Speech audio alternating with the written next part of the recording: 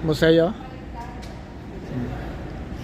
Alam mo yung minsan sa buhay, yung bandel-bandel ang pera mo, yung kahit na anong gusto mong bilhin sa Panda, kahit anong gusto mong panoorin, pwede ka. Pero may time din talaga na sa buhay na naglalakad ka sa mall, pambili lang pambili lang ng anong yan? Anong tawag dyan? Almaray ice cream. Armalay ice cream na tigpo 4 real ang nabili kasi wala, ubos ang pera. Ayan, kaya minsan kahit na walang pera, tumawa pa rin tayo dahil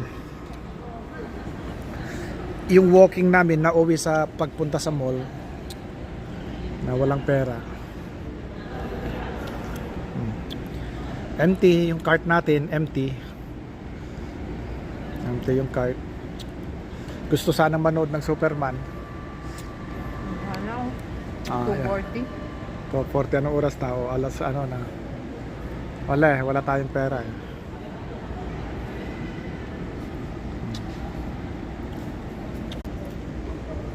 Pinagtiyagaan na lang yung ice cream.